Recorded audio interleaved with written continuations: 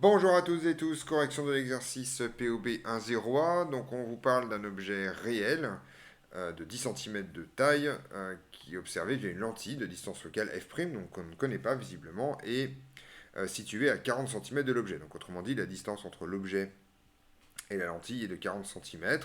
Ça signifie donc que en fait, j'ai mon objet A, que je vais traverser par ma lentille L pour donner une image A'.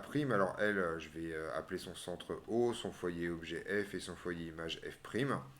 Et donc ça signifie d'ores et déjà que en fait OA est égal à moins 40 cm. On sait aussi que l'objet fait 10 cm de taille. Et alors voilà, et après on sait à peu près, a priori rien d'autre. On vous dit qu'en fait on a une image réelle de taille 5 cm, mais ça viendra un peu plus tard.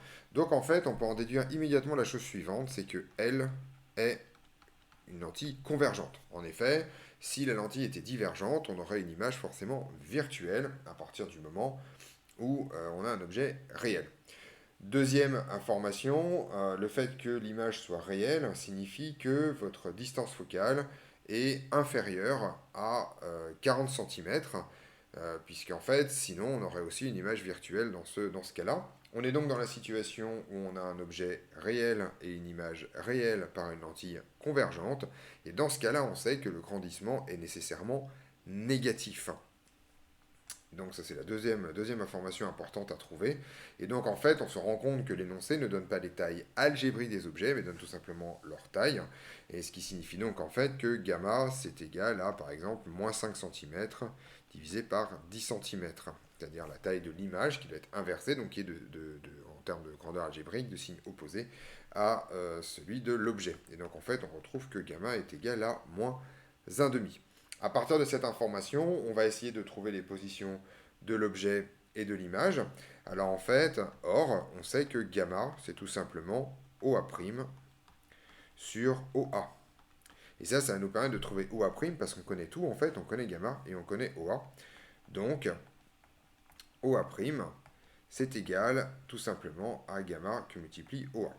Avant de faire l'application numérique, on peut aussi se rendre compte que, vu que le grandissement est en valeur absolue plus petit que 1, ça signifie qu'on est dans la configuration où l'image est relativement proche du foyer image, et où au contraire l'objet est relativement éloigné du foyer objet.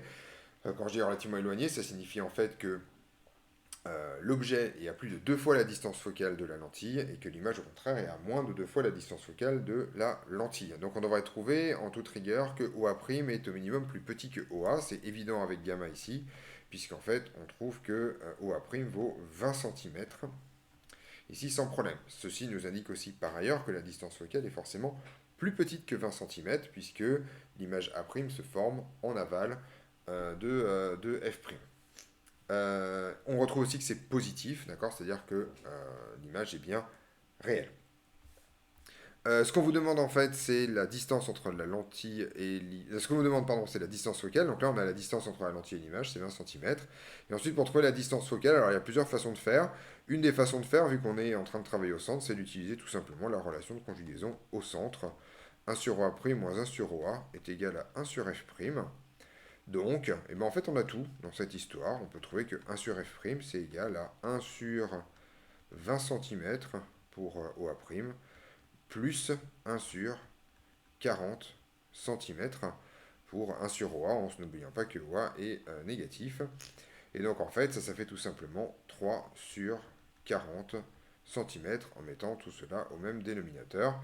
Et donc, eh bien, en fait, F' c'est égal à 40 cm sur 3, c'est-à-dire 13,3 cm à peu près. Et donc on a bien la distance focale de la lentille. On retrouve bien tout ce qu'on avait prédit au départ, à savoir le fait qu'on a bien une lentille convergente, 13,3 cm.